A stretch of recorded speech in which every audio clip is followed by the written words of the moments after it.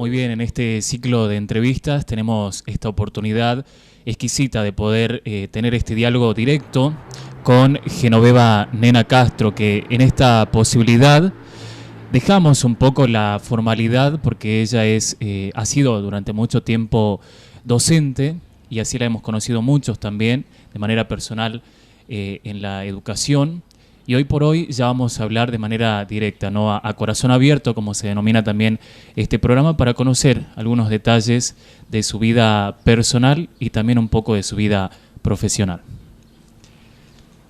Genoveva Nena Castro, muy buenas tardes. Hoy dejamos un poco a esa docente que ha recorrido durante muchos tiempos pasillos de escuelas y ha formado a muchos niños, así que vamos a dejar un poco a esta docente y vamos a hablar directamente con Nena Castro, ¿no? Sí. Y vamos a aprovechar también este tiempito para dialogar de persona a persona. Muy buenas tardes. ¿Qué tal, William? Buenas tardes, ¿cómo estás?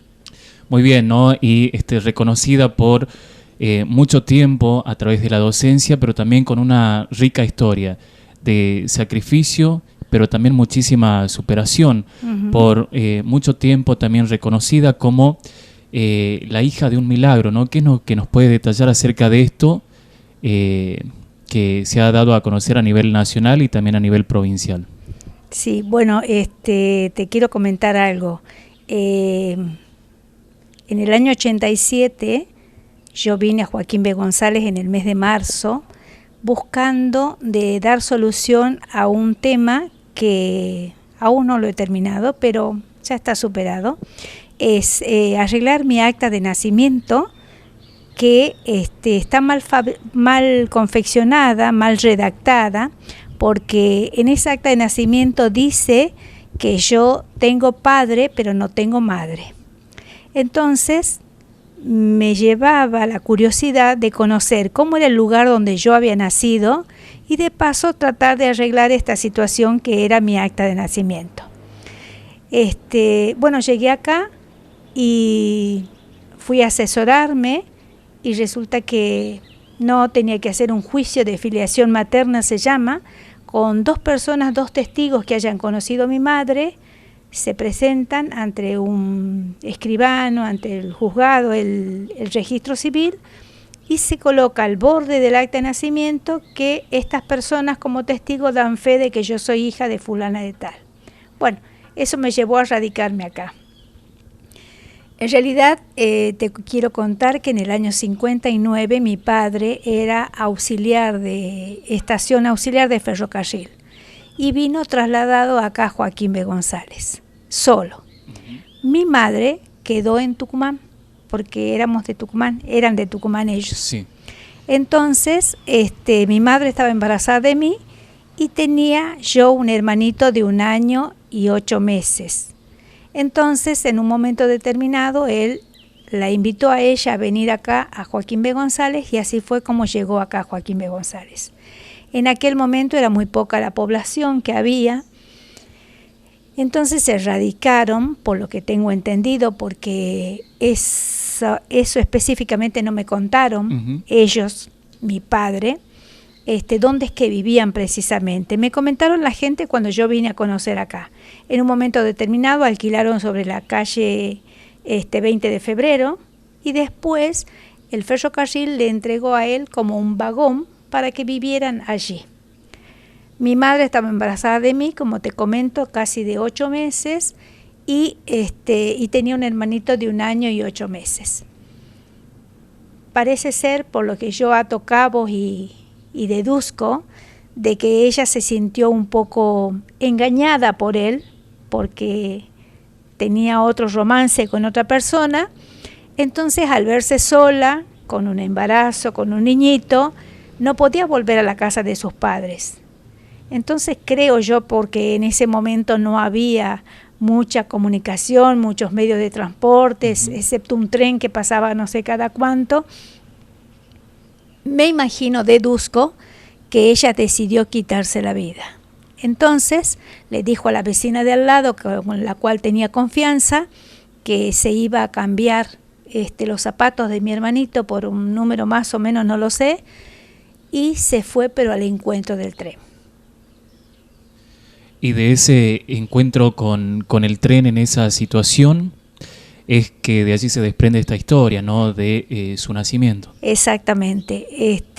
Vos verás y podrás saber el poder de Dios que hay para que en esa circunstancia, en ese terrible accidente, porque ella se arroja al tren, porque yo tuve la oportunidad de conocer al señor que conducía a la máquina del tren y a los guardas que venían en ese momento.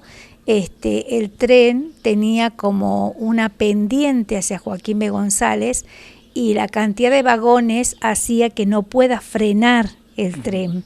Ellos solo vieron a la distancia un bulto oscuro que estaba en la vía y por supuesto que lo atropellaron y pasaron los 18 vagones que traía y volvieron alumbrándose de aquella forma que tenían ellos con linterna y con candiles, alumbrando, y yo lloraba en medio de los restos de mi madre y en medio de las vías del tren. No sé si vos sabes que las vías del tren en algún momento están destapadas, le llaman, cuando pasan los empleados limpiando toda la tierra, las piedras que van quedando, y quedan destapadas, se llaman, porque quedan los rieles y los durmientes a la vista, ¿sí? En ese momento habían hecho esa limpieza, gracias a Dios, y yo quedé en ese hueco que queda, con los restos de mi madre, quedé allí. Es decir que literalmente, nena, naciste entre las vías. Y exacto. De esta circunstancia falleció también su hermano. Falleció mi hermanito, según me cuentan, le dio un golpe en su cabeza, la máquina que era de esas máquinas negras de antes que tenían una punta triangular. Le dio un golpe a mi hermanito y lo despidió lejos. En cambio a mi mamá la destrozó y bueno, yo quedé ahí.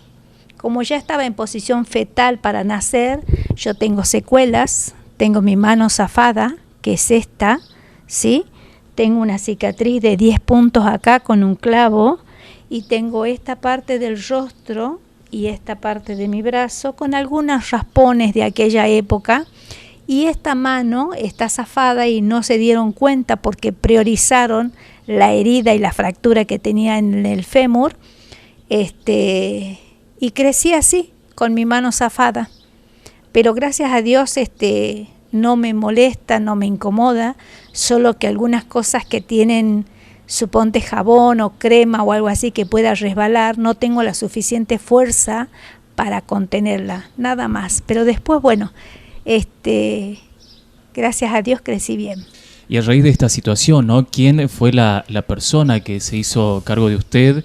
Y cómo ha transcurrido su infancia, el hecho de, con el paso del tiempo también, tener esa necesidad de un afecto amoroso de madre y no tenerlo. ¿Quién ocupó ese lugar tan importante en su vida?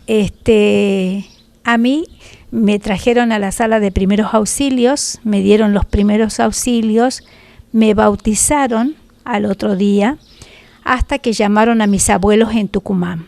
Vinieron mis abuelos paternos y mi abuelo materno. O sea, mi madre ya no tenía madre, solo vino mi abuelo paterno, que fue el que trajo el féretro para mi mamá y para mi hermanito, porque acá no había fábrica de féretros, había que traerlo de otro lado. Entonces mi abuelito trajo eso para poder darle sepultura a mi madre y a mi hermanito. Y vinieron mis abuelos paternos, los Castro, y ellos me llevaron de acá directamente a Tucumán.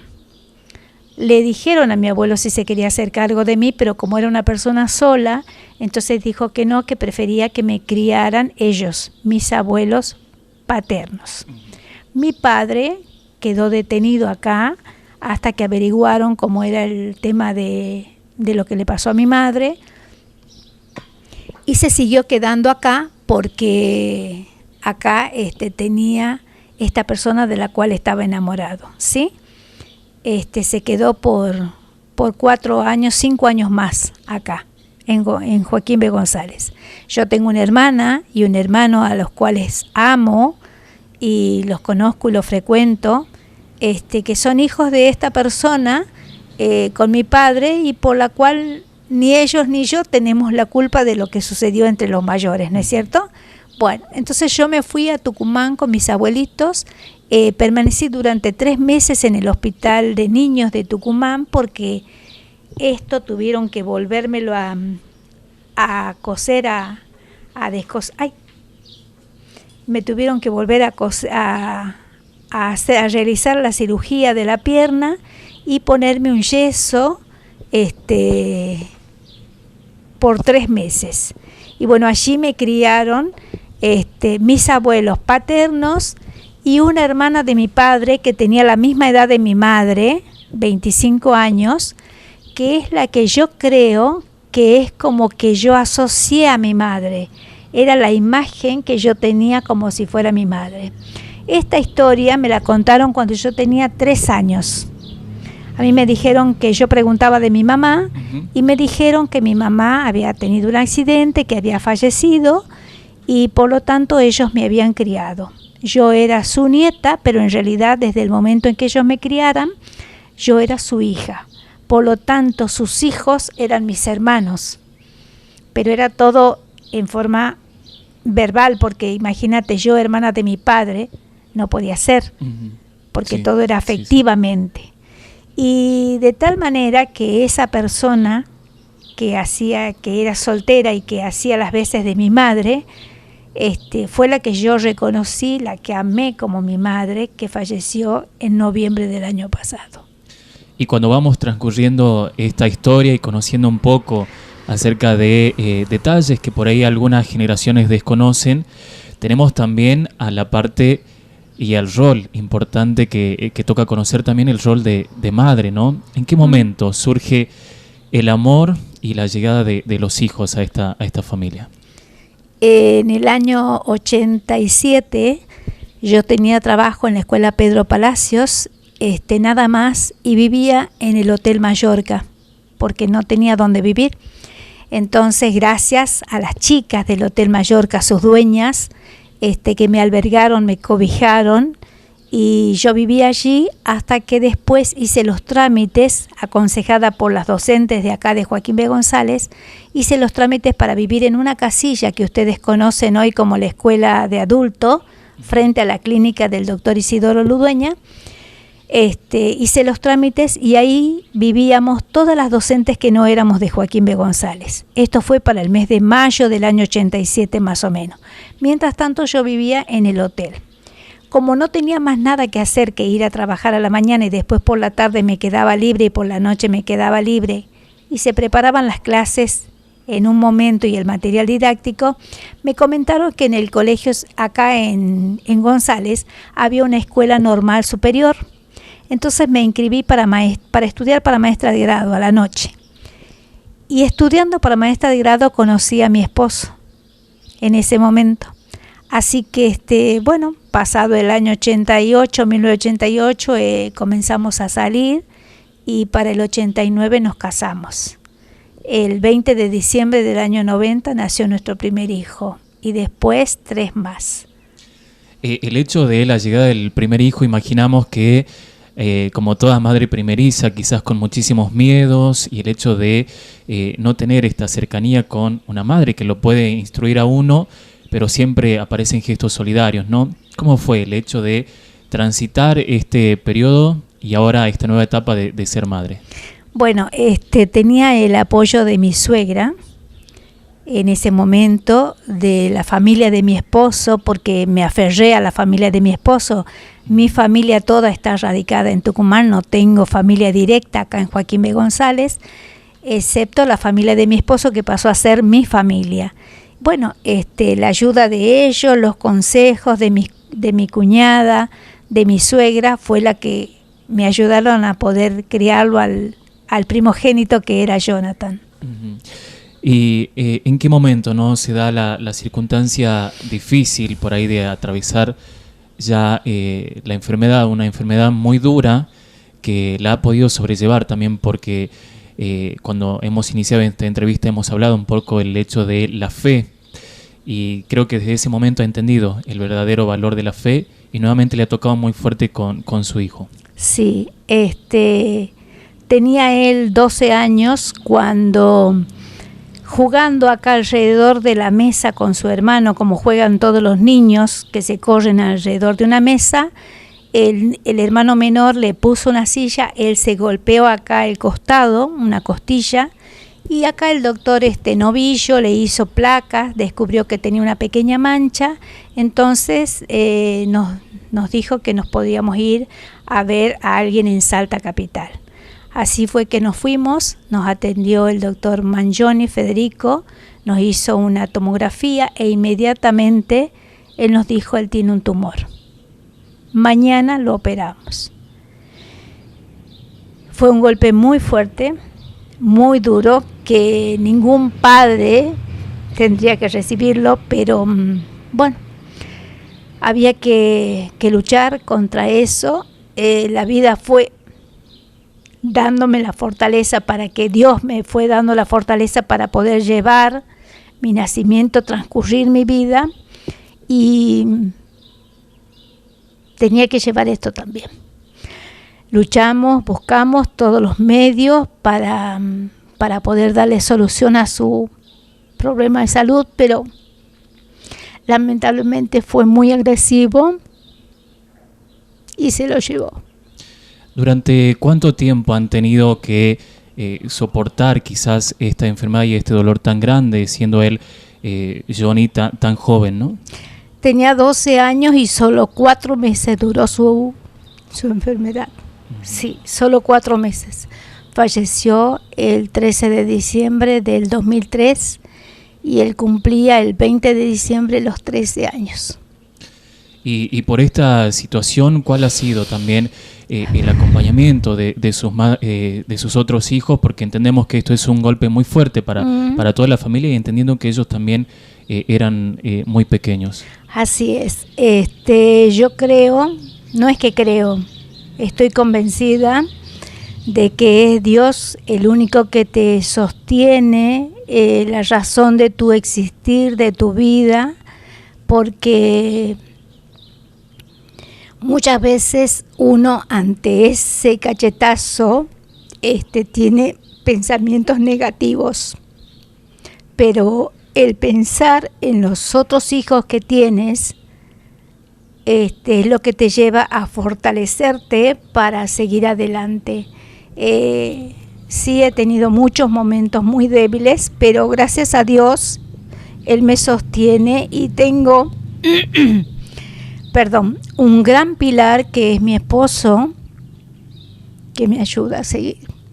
¿Cuál es su opinión, no, nena, al respecto de la muerte, ¿no? Porque por ahí quizás uno va cambiando de significado, porque nacer de la muerte, como ha sido en su caso, y después también enfrentarse muy fuertemente y de manera directa con la muerte al hecho de despedir a su hijo.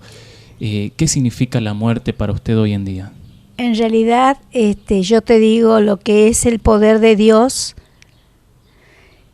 que te hace que Él decide cuándo y cómo, de qué manera nos vamos o nos quedamos, porque de otro momento, imagínate, mi madre se arrojó a las vías del tren pensando en que los 3 íbamos a morir. Ella nunca pensó que la criatura que llevaba dentro de su vientre iba a sobrevivir a semejante accidente. En cambio, Dios quiso que yo quedara en esos durmientes y que la gente volviera, porque todo está hecho por Dios, o sea, volviera para ver qué es lo que había arrollado. No se quedó con que arrolló algo y se pasó y se fueron.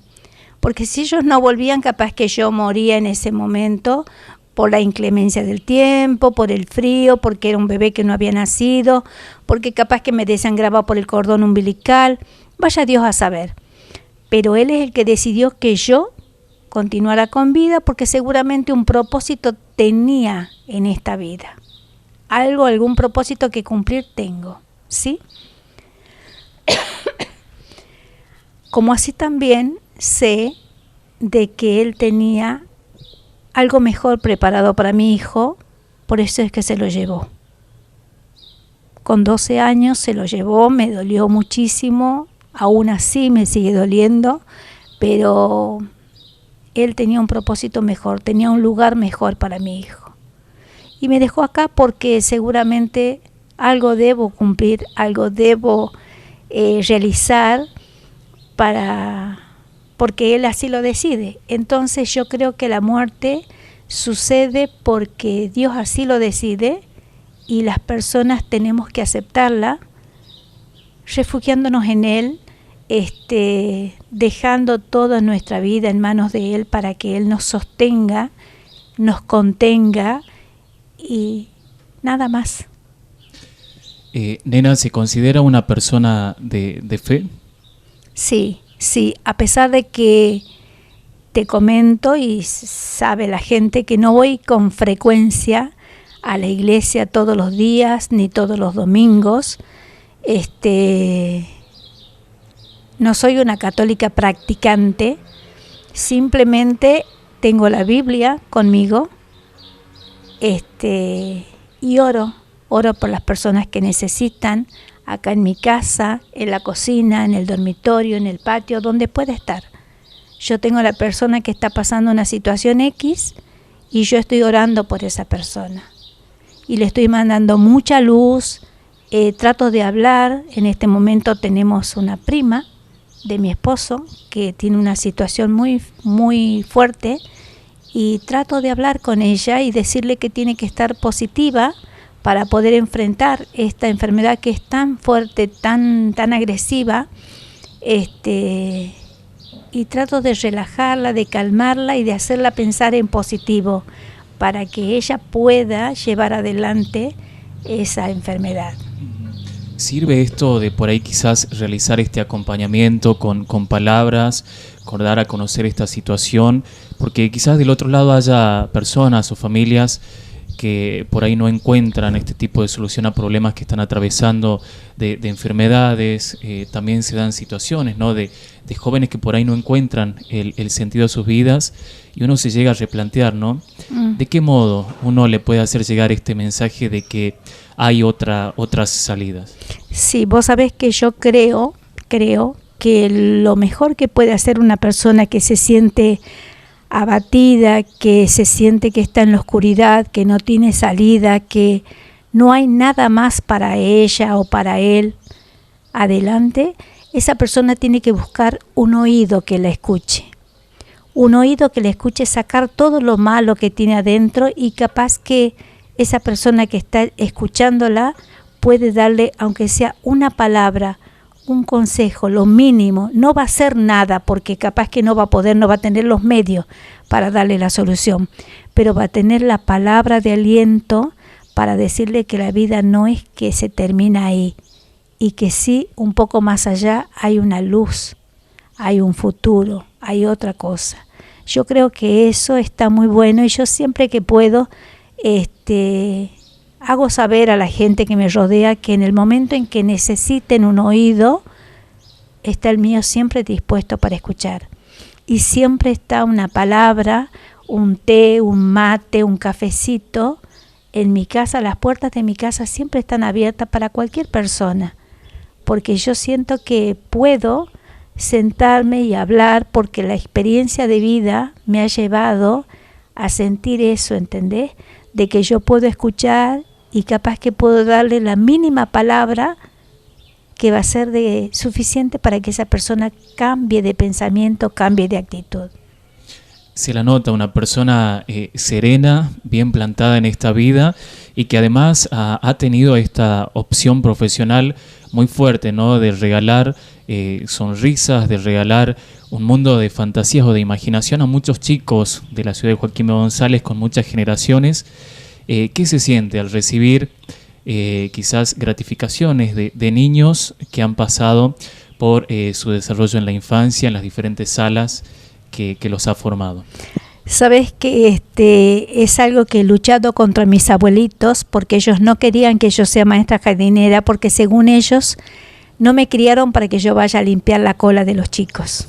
Ese era su pensamiento, la gente de antes. Yo amaba a los niños, siempre he amado a los niños. Un párrafo aparte. cuando mi hijo estaba enfermo y se fue, yo dije, ¿por qué si yo amo tanto a los niños y doy tanto amor a los niños, por qué Dios me lleva a mi niño? Pero bueno, eso es una cosa que después lo entiendo, ¿entendés? Después lo entendí. Bueno, entonces me dediqué a estudiar para maestra jardinera y siento, ¿cómo te puedo explicar? He sentido, y aún así lo siento en este momento, de que ese pequeño tiempo que el niño está con nosotros, recibe con las maestras jardineras, las que realmente son docentes jardineras de vocación, ese breve tiempo que permanecen con nosotros, las 4 horas, es donde su mundo es diferente, donde su mundo es alegría, donde su mundo es comprensión, donde su mundo es amor, afecto, donde son risas, canciones, juegos. Eso es el dar, el ser maestra jardinera. Muy bien, muchísimas gracias, Nena, por abrirnos las puertas de su casa, pero también por compartirnos gran parte de su corazón y por compartirnos las experiencias de su vida. Muchas gracias a vos por estar acá y las veces que sea necesario y quieras.